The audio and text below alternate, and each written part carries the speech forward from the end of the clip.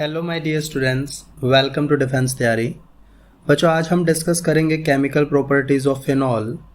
और इसमें सबसे पहले हम बात करेंगे reaction due to OH group. ठीक है। और इसमें भी हमारे पास फर्दर एक टॉपिक आ जाता है जिसका नाम है एसिडिक नेचर, जिसके बारे में हम अभी बात करेंगे। ठीक है। देखो, एसिडिक नेचर अगर हम फिनॉल की से बात करें तो फिनॉल हमारा बेसिकली वीक एसिड होता है। ठीक है। अब सवाल ये आता है कि फिनॉल एसिडिक है कैसे, मतलब किसकी वजह से एसिडिक है। ठीक है, किसकी वजह से मतलब एक्चुअली में फिनॉल एसिडिक है फिनॉक्साइड आयन की वजह से। फिनॉल जब H पॉजिटिव दे देगा अपना तो क्या बनेगा, ये कुछ कंपाउंड बना मेरा और इसका नाम है फिनॉक्साइड आयन। Phenoxide ion. ठीक है। और इसमें ये जो फिनॉक्साइड आयन है बच्चे, वो स्टेबल है बाय रेजोनेंस। ठीक है, it is stabilised by resonance. यहाँ पे ये जो नेगेटिव चार्ज आप देख रहे हो, ये नेगेटिव चार्ज ना इस पूरी रिंग के अंदर, बेंजीन रिंग के अंदर क्या होता रहता है, स्प्रेड होता रहता है। और यही एक फैक्टर है कि जो हमारा फिनॉक्साइड आयन है इस फिनॉल को एसिडिक बनाता है। अब अगर फिनॉल के साथ, मतलब कि अगर फिनॉल के साथ आप इलेक्ट्रॉन विड्रॉइंग ग्रुप अटैच कर दो, जोड़ दो इसके साथ, ठीक है, लाइक NO2 या फिर Cl एटसेट्रा, इस तरीके के अगर आपके पास ग्रुप प्रेजेंट है, इलेक्ट्रॉन विड्रॉइंग ग्रुप इन्हें बोलते हैं। ठीक है। तो जो इलेक्ट्रॉन विड्रॉइंग ग्रुप अगर अटैच होते हैं फिनॉल के साथ, तो ये क्या करेंगे, ये एसिडिक नेचर को इन्हेंस करेंगे, इंक्रीज करेंगे। ठीक है। तो एसिडिक नेचर को इंक्रीज करने के लिए, increase the acidity of phenol, हम इलेक्ट्रॉन विड्रॉइंग ग्रुप अगर मिल जाता है तो ठीक है, इलेक्ट्रॉन विड्रॉइंग ग्रुप वो करते हैं, इंक्रीज करता है।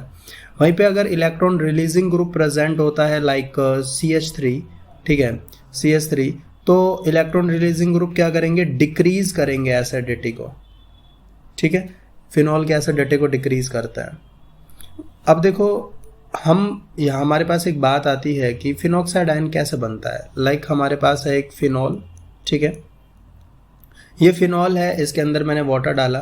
अब रिवर्सिबल रिएक्शन होगी। ठीक है, यहाँ से ये जो हाइड्रोजन है ये इस वाटर ले लेगा इसका, और यहाँ से हमारे पास एक फिनॉक्साइड आयन बना और साथ में हाइड्रोनियम आयन बना।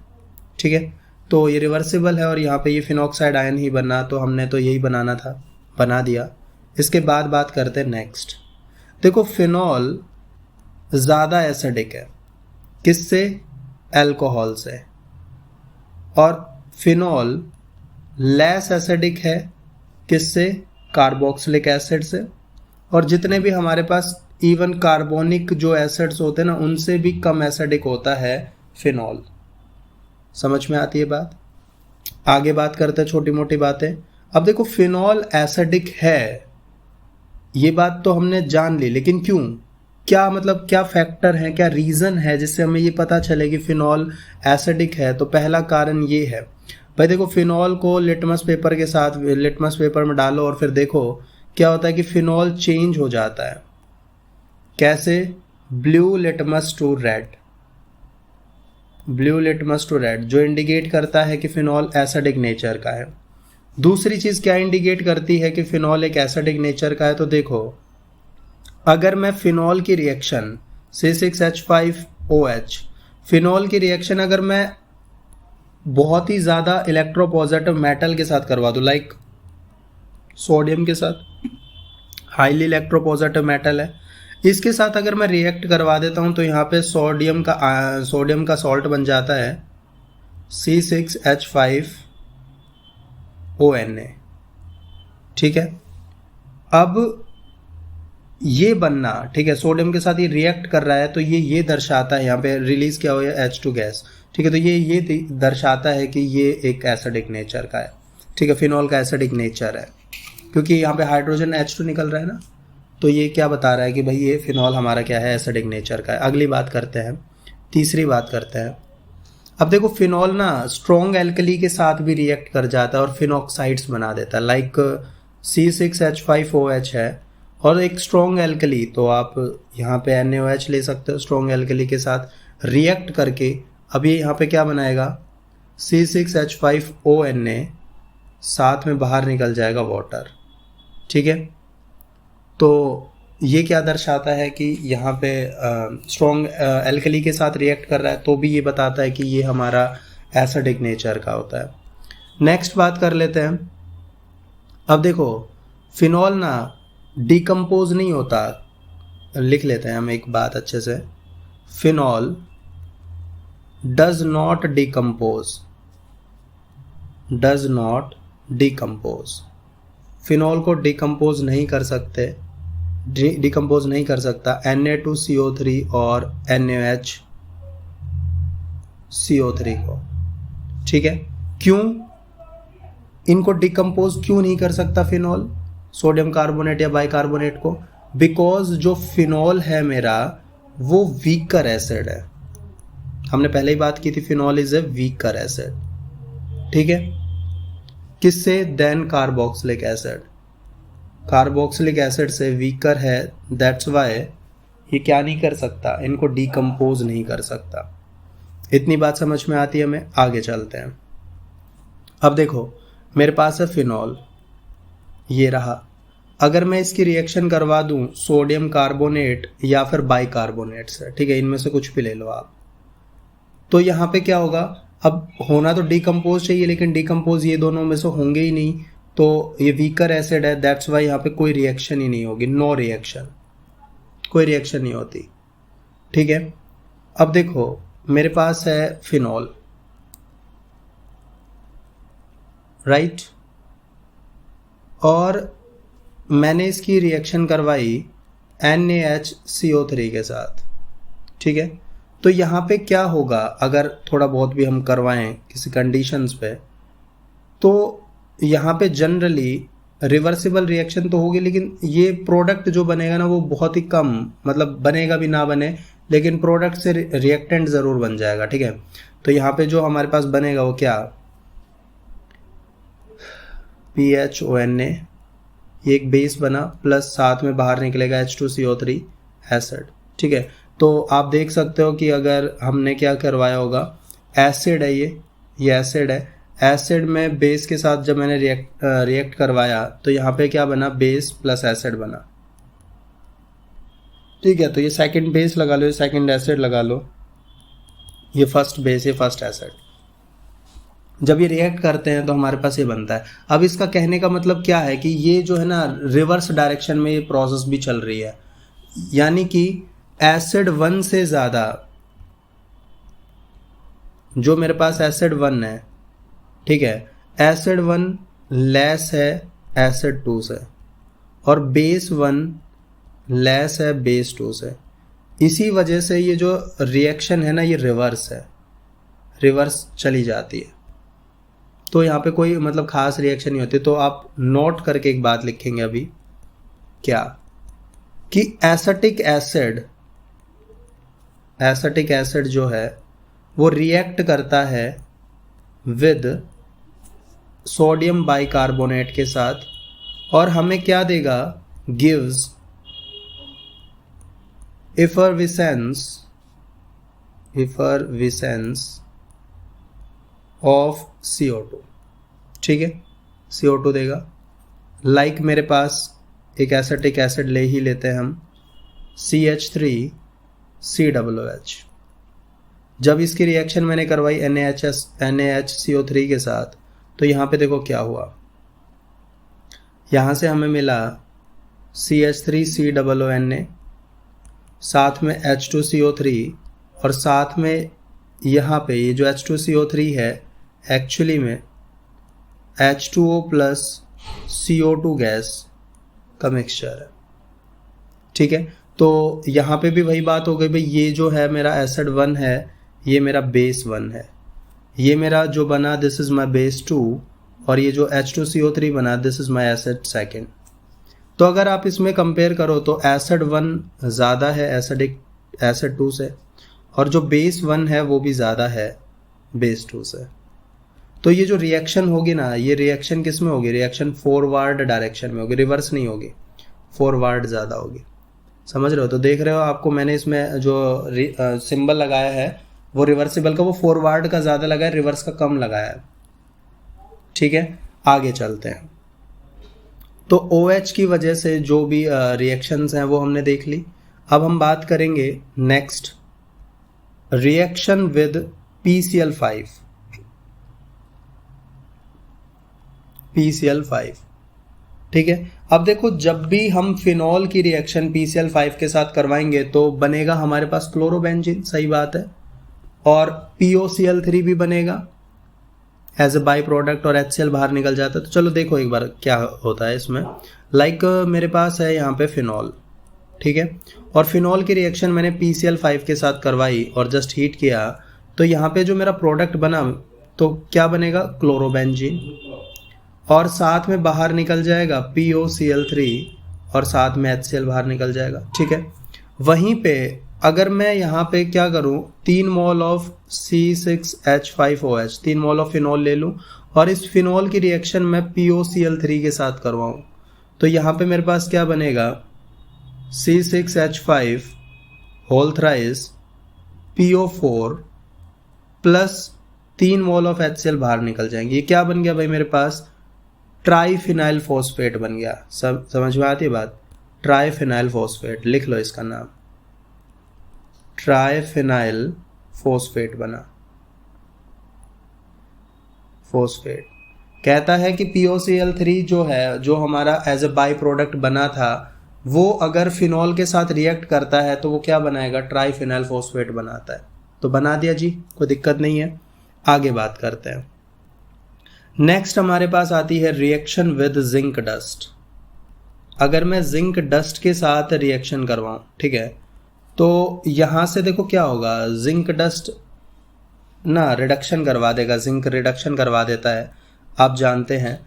मेरे पास है फिनॉल, और फिनॉल में जैसे ही आप जिंक डालते हो और उसे हीट करते हो तो फिनॉल का क्या बन जाएगा, फिनॉल ना सिर्फ बेंजीन बन जाएगा, और ZNO जिंक का ऑक्साइड हमारे यहाँ पे बाहर निकल जाएगा, ठीक है। तो देख रहे हो आप, तो यहाँ से बेंजीन की फॉर्मेशन हो गई फिनॉल से, किसका यूज़ करने पे, जिंक डस्ट का यूज़ करने पे। आगे बात करते हैं। इसके बाद हमारे पास नेक्स्ट टाइप की रिएक्शन आती है रिएक्शन विद अमोनिया, ठीक है। अमोनिया के साथ रिएक्शन करवानी, और बच्चे इसको बोलते हैं हम बकरर्स रिएक्शन। भाई बकरा वगैरह मत बोल देना ना, ठीक है, बकरर रिएक्शन साइंटिस्ट का नाम है, मजाक की बात नहीं है, बकरर रिएक्शन, ठीक है। अब देखो क्या होता है एक्चुअली में, यहाँ पे हमारे पास है फिनॉल, ठीक है, फिनॉल तो रहेगा, कोई शक वाली बात नहीं है। अमोनिया लेंगे हम, अमोनिया ले लिया, और यहाँ पे जो रिएजेंट यूज़ करेंगे तो देखो क्या क्या हम यहाँ पे यूज़ कर सकते हैं, एनहाइड्रस ZnCl2, या फिर आप इसकी जगह यूज़ कर सकते हो, ठीक है, और करके मैं लिखता चलता हूँ, आप इसकी जगह यूज़ कर सकते हो NH4 whole twice SO3 in ammonia 150 degree Celsius, 150 degree Celsius पे, या फिर आप 300 डिग्री सेल्सियस पे, ठीक है। तो इनमें से आप कुछ भी आप यूज़ कर सकते हो, और जब इनमें यूज़ करोगे तो यहाँ से जो प्रोडक्ट बनेगा वो बनेगा C6H5NH2, और साथ में बाहर क्या निकल जाएगा, H2O, ठीक है। तो ये अमोनिया के साथ रिएक्शन हो गई इसकी। आगे चलते हैं। इसके बाद हमारे पास एक इम्पॉर्टेंट रिएक्शन आती है, बहुत इंपॉर्टेंट रिएक्शन है, रिएक्शन विद FeCl2। FeCl2 के साथ रिएक्शन, ठीक है बच्चे, बहुत इंपॉर्टेंट रिएक्शन है। देखो, जब भी हम FeCl2 के साथ रिएक्शन करवाते हैं फिनॉल की ना, तो कलरेशन होती है, ठीक है, हमें कलर मिलता है।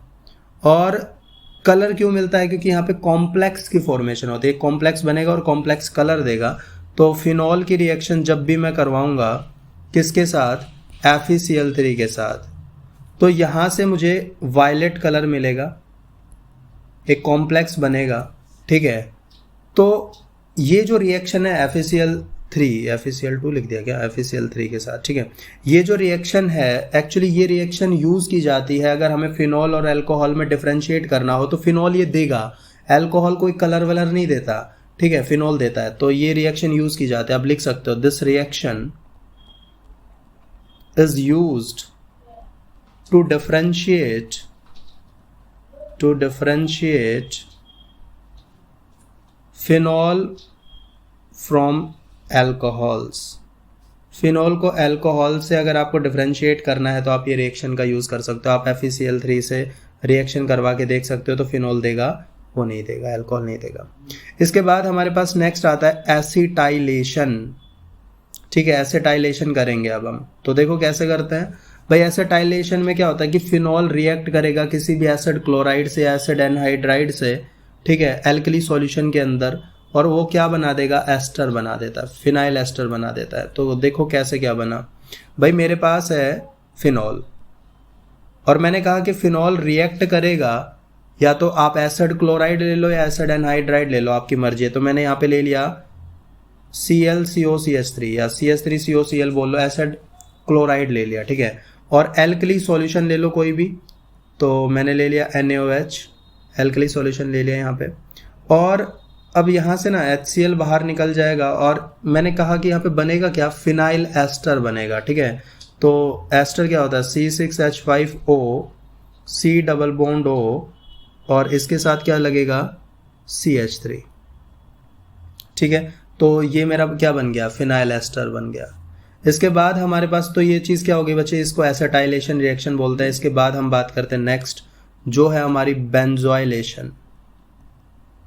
बेंजोइलेशन, ठीक है। और बेंजोइलेशन का नाम मैंने आपको पहले भी बताया था, शॉर्टन बाउमैन रिएक्शन इसको बोलते हैं, बेंजोइलेशन रिएक्शन को। अब देखो यहाँ पे क्या होगा भाई, ऑब्वियस सी बात है, हमारे पास एक तो चीज़ क्या होगी, फिनॉल, और इसकी रिएक्शन अगर मैं करवाऊंगा तो किसके साथ करवाऊंगा, C6H5COCl के साथ, ठीक है। और वही एल्कली सॉल्यूशन हम यहाँ पे लेंगे, NaOH ले लिया, HCl यहाँ से बाहर निकलेगा, और यहाँ से बेंजोइलेशन हो जाएगा। मतलब कि दोनों तरफ देखो ना, C6H5O, C double bond O, और इसके साथ भी C6H5, ठीक है। तो ये बेंजोइलेशन हो गया। अब इसके बाद हमारे पास आता है रिएक्शन विद या reaction of benzene ring. Benzene ring, ठीक है, रिएक्शन ऑफ बेंजीन रिंग। अब देखो, जो हमारे पास एक फिनॉल के पास ना OH ग्रुप है, समझ रहे हो। अब ये जो OH ग्रुप है ना, ये ऑर्थो पैरा डायरेक्टिंग है। ये बहुत काम की बात बोल रहा हूं मैं। OH group ortho para directing होती है, यानी कि ये एक्टिवेट कर देता है बेंजीन के न्यूक्लियस को। तो यहां पे हम सबसे पहले बात करेंगे हैलोजिनेशन की। हैलोजिनेशन की बात करेंगे। अब देखो, हैलोजिनेशन करवा रहे हैं तो करके देखते हैं भाई। सबसे पहला मेरे पास है फिनॉल, और फिनॉल में जब भी मैंने ब्रोमीन वाटर के साथ रिएक्शन कर, ब्रोमीन वाटर के साथ नहीं, फिनॉल की अभी मैं रिएक्शन करवा रहा हूं ब्रोमीन इन CCl4, ठीक है।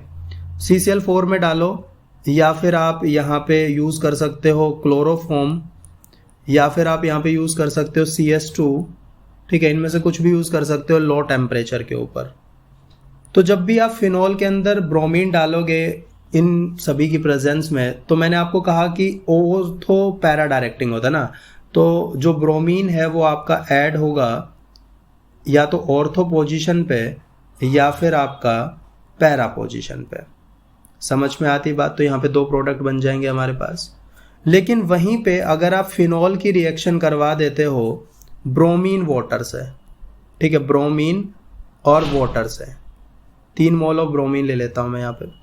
तो यहाँ पे ना, यहाँ पे हमारे पास 2,4,6 ट्राई ब्रोमोफिनॉल बन जाएगा, जो फिनॉल के टेस्ट के लिए यूज किया जाता है, ठीक है।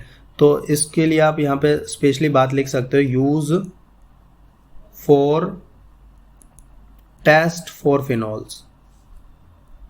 टेस्ट, फिनॉल के टेस्ट के लिए यूज किया जाता है ब्रोमीन वाटर को। और यहाँ पे मैंने कहा कि आपके पास क्या बन जाएगा, ट्राई ब्रोमोफिनॉल बनेगा, ठीक है।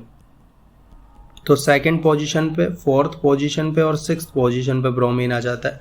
2,4,6 ट्राई ब्रोमोफिनॉल बन गया, और यहाँ से बाहर निकल जाएगा आपके पास 3 मोल ऑफ HBr।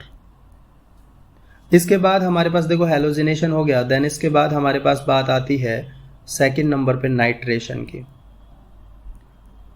अब नाइट्रेशन की अगर बात करें तो नाइट्रेशन भी जो होगा वो भी ऑर्थो और पैरा पोजीशन पे होगा, क्योंकि OH मैंने आपको बताया कि ऑर्थो और पैरा डायरेक्टिंग के लिए यूज़ किया जा रहा है ना, तो ऑर्थो और पैरा डायरेक्टिंग पे OH काम करवा देता है इनका, ठीक है। तो हम यहाँ पे मान लो नाइट्रेशन के लिए यूज़ करें डाइल्यूट HNO3, कितने टेम्परेचर पे, 0 से 10 डिग्री सेल्सियस पे।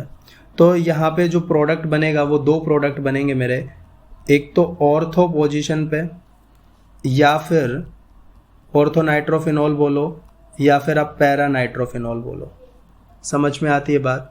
लेकिन अगर हम यहाँ पे नाइट्रेटिंग का मिक्सचर यूज़ कर लें, ठीक है, मतलब मिक्सचर मतलब फिनॉल की रिएक्शन मैं करवा दूँ कंसनट्रेटेड HNO3 और कंसनट्रेटेड H2SO4 के मिक्सचर के साथ, तो यहाँ पे हमारे पास क्या प्रोडक्ट बनेगा बच्चे, यहाँ पे हमारे पास कुछ इस तरीके का प्रोडक्ट आपको देखने को मिलेगा।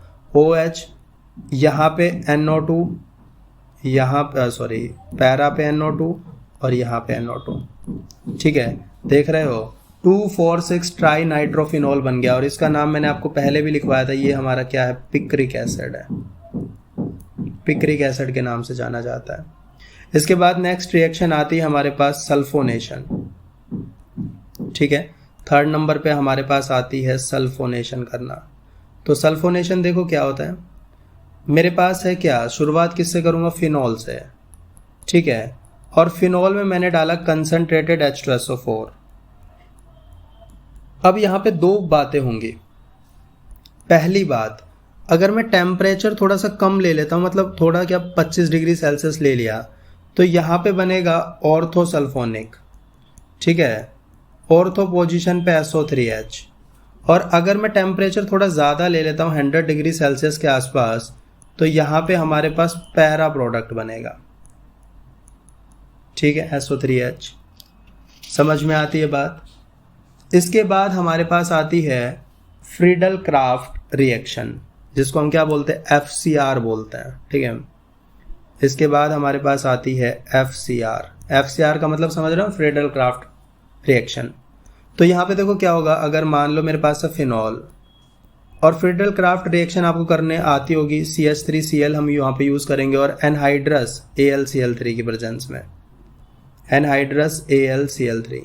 तो यहाँ पे क्या होगा, एल्काइलेशन होना है, मतलब फ्रीडल क्राफ्ट एल्काइलेशन। तो यहाँ पे एक तो ऑर्थो पोजीशन पे, जिसको ऑर्थोक्रिजोल बोलते हैं, इसको क्या बोलते हैं, ऑर्थोक्रिजोल, मैंने पहले भी नाम बताया था। साथ में यहाँ पे बनेगा पैरा पोजीशन पे CH3, ठीक है, पैरा पोजीशन पे, तो इसको हम क्या बोलेंगे, पैराक्रिजोल। तो ऑर्थोक्रिजोल और पैराक्रिजोल यहाँ पे बन जाता है। वहीं पे इसकी रिएक्शन आप करवा सकते थे किसके साथ, CH3COCl के साथ। तो यहाँ पे आपका क्या बन जाएगा, एसिटोफिनॉन बन जाएगा, ठीक है। फिनॉल की रिएक्शन जब आप CH3COCl के साथ करवाओगे तो या तो ऑर्थो पोजीशन पे COCH3 जुड़ जाएगा या फिर पैरा पोजीशन पे जुड़ जाएगा, सही बात है, COCH3। तो ये क्या बन गए, ऑर्थो पैरा हाइड्रोक्सी, इसको बोला जाएगा, ये मतलब नाम लिख लो, ये तो ऑर्थो हो गया, ये पैरा हो गया, ठीक है, और इसका नाम हो गया हाइड्रोक्सी एसिटोफिनॉन। अरे यार, एसिटोफिनॉन, अब सही है। तो ऑर्थो, अगर ऑर्थो वाले को नाम लिखा जाएगा तो ऑर्थो हाइड्रोक्सी एसिटोफिनॉन, और पैरा वाला लिखा जाएगा तो पैरा हाइड्रोक्सी एसिटोफिनॉन, ठीक है। आगे चलते हैं। इसके बाद हमारे पास बहुत ही फेमस रिएक्शन आती है जिसका नाम है रीमर टाइमन रिएक्शन, ठीक है, राइमर टाइमन रिएक्शन बोलो, रीमर टीमन रिएक्शन, कुछ भी बोलो, जो आपका मन करे वो बोलो। अब देखो इसमें क्या होता है। अब इसमें हमने पहले भी रीमर टीमन रिएक्शन को डिस्कस किया था, अब फिर दोबारा से कर लेते हैं, हमारा क्या चाहता है ना। तो हमारे पास है फिनॉल, और फिनॉल के अंदर मैंने यहाँ पे यूज़ किया, ठीक है, मैंने डाला क्लोरोफॉर्म और 60 डिग्री सेल्सियस पे NaOH का भी यूज़ किया एक्वस में। तो देखो NaOH यूज़ कर रहा हूँ ना, तो यहाँ से जो मेरा प्रोडक्ट बना वो बना भाई, H की जगह तो आ गया Na, और जो CHCl3 है वो CHCl2 यहाँ पे आकर अटैच हो गया। कोई दिक्कत वाली बात नहीं होनी चाहिए। इसके बाद इसके अंदर मैंने डाला NaOH, और NaOH डाला तो यहाँ से मेरे पास बना एल्डिहाइड। ठीक है, अब जस्ट मैंने इसका क्या कर दिया, इसमें डाला H पॉजिटिव H2O, तो यहाँ पे मेरा क्या हो जाएगा भाई OHCHO, ये मेरा बन गया सैलिसल्डिहाइड। ठीक है, सैलिसिलिक एल्डिहाइड बोलो या सैलिसल एल्डिहाइड बोलते हैं इसे। ठीक है, क्या बना ये सैलिसल एल्डिहाइड। अब सब कुछ सही है। ठीक है, सब कुछ सारी प्रोसेस सही है। एक दूसरी प्रोसेस में यहाँ पे हम देखो क्या कर सकते हैं, मैंने यहाँ पे यूज़ किया CCl4 यहाँ पे यूज़ किया, और बाकी चीज़ सही है, 60 डिग्री सेल्सियस NaOH एक्वस। तो हमारे पास जो प्रोडक्ट बनेगा ना, वो प्रोडक्ट ये बना, देखो कौन सा, ONA, और यहाँ पे लग गया CCl3। ठीक है, यहाँ पे CCl3 लग गया। नेक्स्ट प्रोसेस में वापस से हम क्या करेंगे, देखो यहाँ पे क्या किया था, फिर NaOH डाला। ठीक है, NaOH डाला मैंने, तो इसमें NaOH डाल दिया। अब NaOH डालूंगा तो यहाँ पे क्या होगा, देखो ONA, और यहाँ पे बना COO Na। ठीक है, वापस से इसका H पॉजिटिव H वाटर डालेंगे, हाइड्रोलिसिस कर दिया, तो यहाँ पे क्या बन जाएगा हमारे पास, सैलिसिलिक एसिड बन जाएगा COOH। तो ये मेरा क्या बन गया, सैलिसिलिक एसिड। सही बात है, कोई दिक्कत वाली बात नहीं है। तो ये होती है मेरी राइमर टाइमन रिएक्शन। आप इससे सैलिसिलिक एसिड भी बना सकते हो, सैलिसिल एल्डिहाइड भी बना सकते हो। तो दोनों प्रोसेस आपको समझ में आ गई होंगे। ठीक है, आगे चलते हैं। इसके बाद हमारे पास नेक्स्ट रिएक्शन आती है कॉलबेस स्मिथ रिएक्शन। ठीक है, अब इसमें क्या होता है, देखो हमारे पास होगा फिनॉल, जिसकी शुरुआत तो करनी है क्योंकि केमिकल प्रॉपर्टीज इसी की बढ़ रहा है। हम इसकी रिएक्शन करवाएंगे, हम इसमें रिएक्ट करवाएंगे कार्बन डाइऑक्साइड के साथ और NaOH के साथ। ठीक है, NaOH भी मैंने इसमें डाला 140 डिग्री सेल्सियस पे 6 एटमॉस्फेरिक प्रेशर पे। तो यहाँ पे क्या बनेगा, सोडियम सैलिसिलेट बनेगा, तो वो बना देते हैं हम ONA COONA। ठीक है, सोडियम सैलिसिलेट बन गया, और वापस से इसका H पॉजिटिव, और यहाँ से हमारे पास क्या बन जाएगा, सैलिसिलिक एसिड बन जाएगा। ठीक है, तो मैं सीधा नाम लिख देता हूँ, ऊपर बना रखा है हमने, सैलिसिलिक एसिड बन जाएगा। समझ रहे हो? तो ये क्या हो गया, कॉलबेस स्मिथ रिएक्शन हो गई। इसके बाद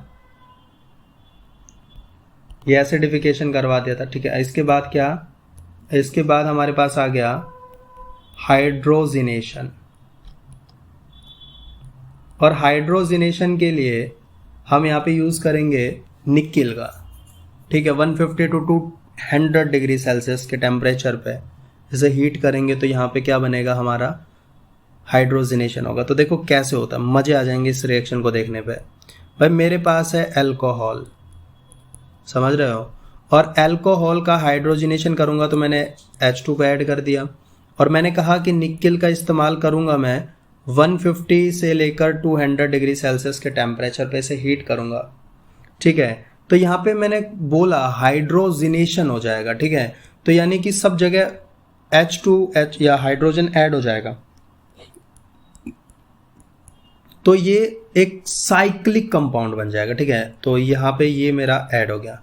अब ये देख रहे हो, इसमें अगर पहले क्या थे, बॉन्डेड थे, मतलब बेंजीन थी, अब यहाँ पे साइक्लोहेक्सेनॉल बन गया, ये साइक्लोहेक्सेनॉल। ठीक है, इसका अगर फॉर्मूला लिखूं तो ये कितना बना, C6H11OH, और इसका फॉर्मूला क्या था, C6H5OH था। तो देख रहे हो हाइड्रोजन ऐड हो गए ना, जी हाँ हाइड्रोजन ऐड हो गए। तो हाइड्रोजन ऐड हो गए, और जो हमारा साइक्लोहेक्सेनॉल है ये एक गुड सॉल्वेंट है, इसका यूज़ किया जाता है एज ए सॉल्वेंट, और ये एक बहुत अच्छा सॉल्वेंट होता है साइक्लोहेक्सेनॉल। ठीक है, तो हाइड्रोजिनेशन भी हम कर सकते हैं।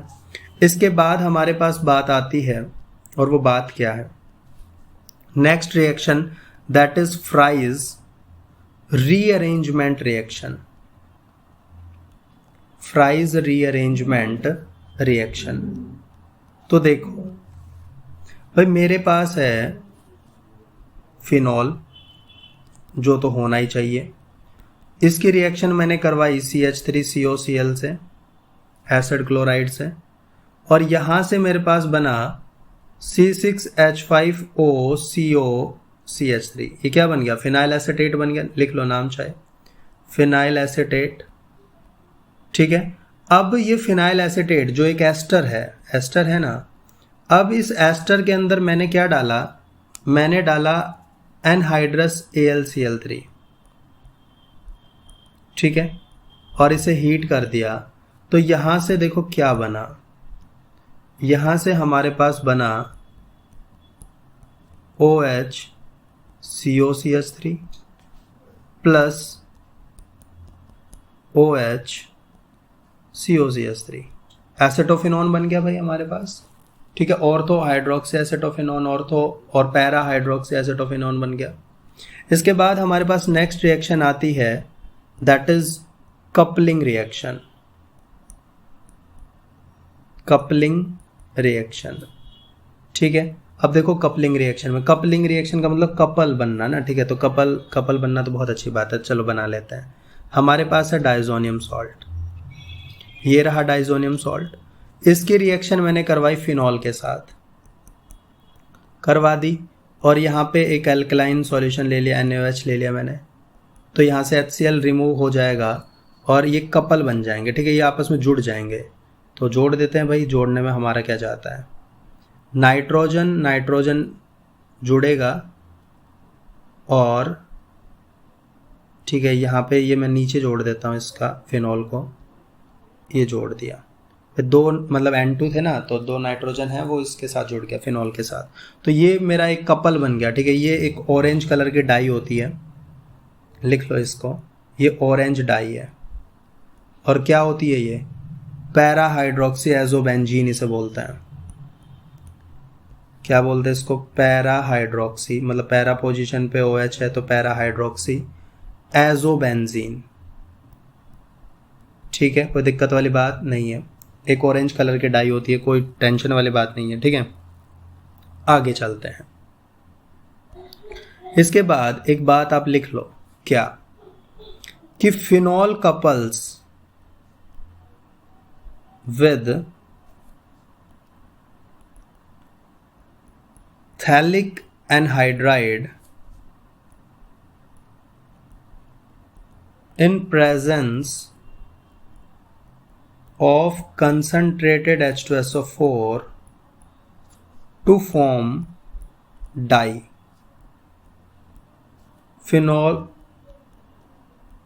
phenolphthalein। ठीक है, क्या मतलब हुआ इस बात का? ये कहता है कि थैलिक एनहाइड्राइड की रिएक्शन जब आप फिनॉल से करवाते हो तो फिनॉल थैलीन बन जाता है। ठीक है, फिनॉल थैलीन बन जाएगा। ये भी एक कपलिंग रिएक्शन है। ठीक है, तो कपलिंग रिएक्शन ही हम पढ़ रहे हैं, तो कपलिंग रिएक्शन को थोड़ा सा एक और रिएक्शन पढ़ लो कि मेरे पास थैलिक एनहाइड्राइड है, और थैलिक एनहाइड्राइड ना ये खतरनाक सी स्ट्रक्चर होती है इस प्रकार की, कार्बन कार्बन एनहाइड्राइड बोल रहा हूँ, तो डबल बॉन्ड O और ये O। ठीक है, ये मेरा क्या है? थैलिक एनहाइड्राइड है। लिख लो इसका नाम, थैलिक एनहाइड्राइड। और जब थैलिक एनहाइड्राइड की रिएक्शन मैंने कहा कि फिनॉल के साथ मैं करवाऊंगा, तो देखो फिनॉल के ना मेरे को 2 मोल लेने पड़ेंगे, तो चलिए ले लेते हैं। लेने में हमारा क्या जाता है, ये रहा मेरे पास एक फिनॉल, और दूसरा फिनॉल एक और ले लेते हैं। ठीक है,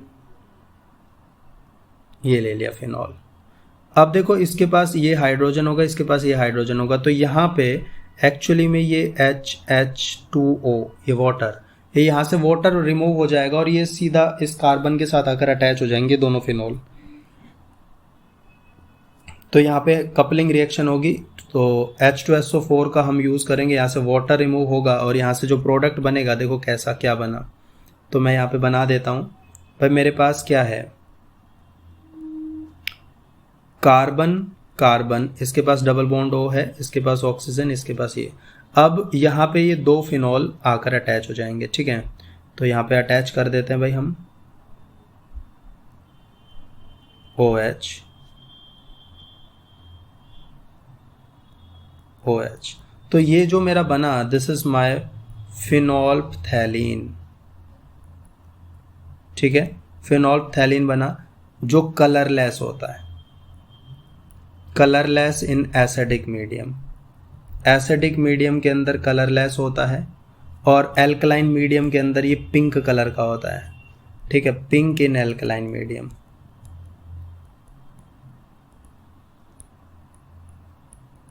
समझ में आती है बात। इसके बाद हमारे पास आती है नेक्स्ट रिएक्शन, जिसका बड़ा ही खतरनाक सा नाम है लैड्रर मैनेस। ये नाम हर किसी बच्चे को याद नहीं रहता, इसलिए इसका थोड़ा सरल नाम बनाते हैं हम, condensation with formaldehyde. Condensation with formaldehyde. तो फॉर्मल्डिहाइड आपको पता होगा ना, HCHO। तो कंडेंसेशन करवाना है HCHO के साथ, ठीक है। तो फिनॉल जो है वो कंडेंस हो जाएगा, फॉर्मल्डिहाइड अगर एक्सेस में ले लेते हैं इन प्रेजेंस ऑफ NaOH या वीक एसिड, तो वो क्या बनाएगा, कुछ एक पॉलीमर बना देता है जिसका नाम है बेकेलाइट, ठीक है। बेकेलाइट एक पॉलीमर बनेगा, रेजिन होता है ये एक। तो देखो कैसे क्या बनता है ना, ठीक है। तो हम देख लेते हैं। मेरे पास है फिनॉल, कोई दिक्कत वाली बात नहीं है। फिनॉल की रिएक्शन मैंने कहा कि आप फॉर्मल्डिहाइड से करवाओ, तो ये रहा फॉर्मल्डिहाइड, एक्सेस में है बच्चे, और NaOH यहाँ पे यूज़ किया। तो यहाँ से देखो, यहाँ से हमारे पास ना ये 2 चीज़ें बनी, क्या, एक तो ये बना OH CH2OH, और एक बना पैरा पोजिशन पे, एक ऑर्थो पोजिशन पे ना, तो ऑर्थो पोजिशन पे लगाना भूल गया, ये लो, ऑर्थो पोजिशन पे और पैरा पोजिशन पे CH2OH।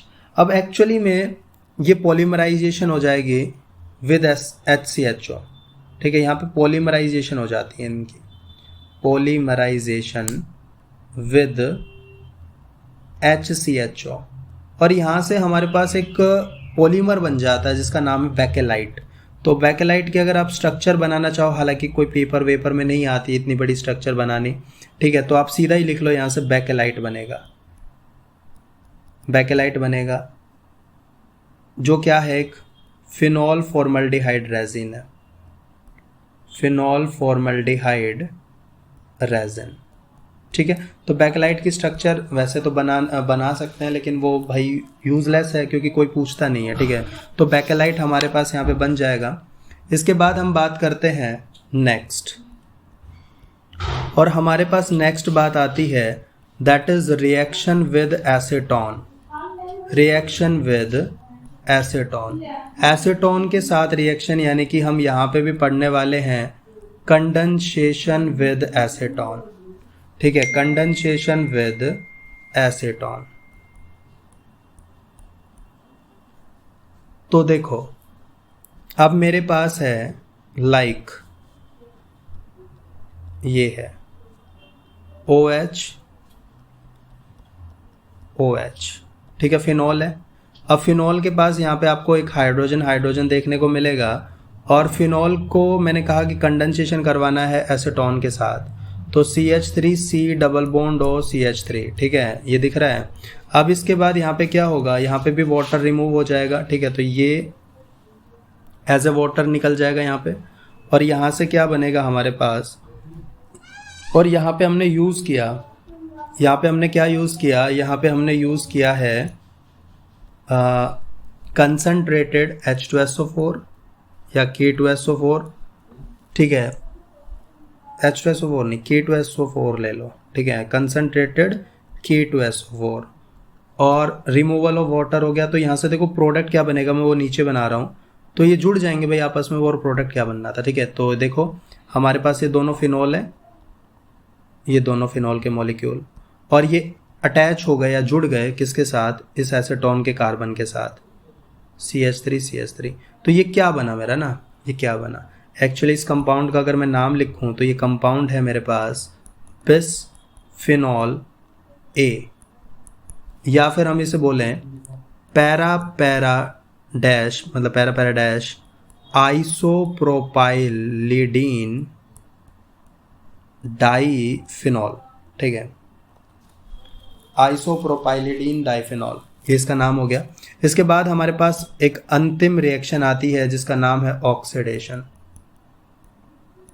ऑक्सीडेशन, ठीक है। ऑक्सीडेशन की अगर हम बात करें तो फिनॉल का ऑक्सीडेशन करवाओ भाई, कैसे करवाएंगे? हमारे पास क्या है, फिनॉल है, ठीक है, फिनॉल। और फिनॉल का जब आप ऑक्सीडेशन करवाओगे तो हमारे पास दो तरीके हैं। सबसे पहला, यहाँ पे हमने यूज़ किया एयर, हवा का यूज़ किया और ऑक्सीडेशन करवाया, और साथ में CrO2Cl2। तो यहाँ पे ऑक्सीडेशन करवाएंगे तो हमारे पास, आप जानते हो फिनॉल का ऑक्सीडेशन एयर की प्रेजेंस में क्या होता है ना, हमने पहले भी डिस्कस किया था। और H2O, तो ये क्या बना भाई मेरा, ये प्रोडक्ट क्या बना, मैंने पहले भी बताया था। इस प्रोडक्ट का नाम क्या है, ये है पैराबेंजोक्विनोन। बेंजोक्विनोन, ठीक है। क्विनोन है, एक्चुअली ये रेड कलर का होता है। तो ये हो गया हमारा ऑक्सीडेशन। दूसरी चीज़, एक और तरीके से ऑक्सीडेशन करवाएंगे हम, तो देखो कैसे। हमने यहाँ पे यूज़ किया K2S2O8 KOH, ठीक है। ये क्या है मेरा, पर सल्फेट रिएक्शन करवा रहा हूँ मैं इसकी। तो हमारे पास यहाँ पे जो प्रोडक्ट बनेगा वो क्या बनेगा, ऑक्सीडेशन होकर यहाँ पे हमारे पास कुछ इस तरीके का प्रोडक्ट बनेगा, आमने सामने OH। क्या होगा ये, 1,4 डाईहाइड्रोक्सीबेंजीन, इसको क्विनॉल बोलते हैं, ठीक है। क्या बोलते हैं, क्विनॉल। तो हमारी यहाँ पे जितनी भी केमिकल रिएक्शन है वो सारी ख़त्म हो जाती हैं। इसके बाद हमारे पास बात आती है, एक छोटी सी बात आती है, that is uses of phenol.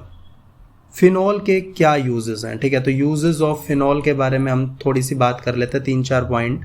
पहला पॉइंट, देखो फिनॉल को यूज़ किया जाता है एज ए एंटीसेप्टिक, ठीक है। सोप्स के अंदर, लोशंस के अंदर फिनॉल का यूज़ किया जाता है।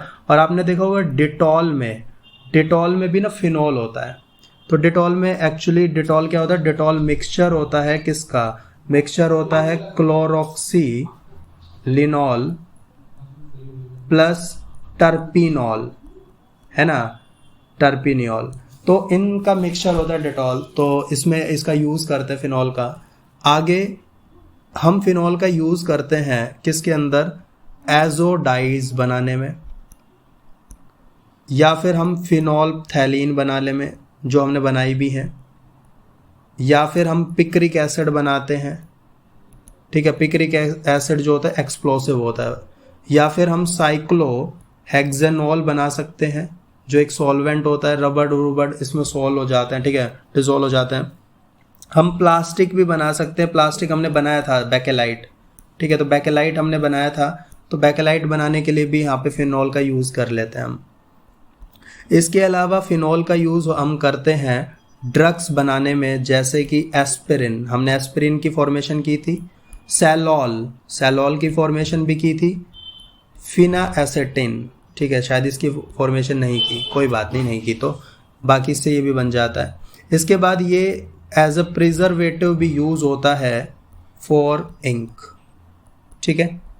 तो ये हमारे पास हो गए यूजेस ऑफ फिनॉल, ठीक है बच्चों। नेक्स्ट क्लास में हम ईथर डिस्कस करेंगे। थैंक यू सो मच, ठीक है।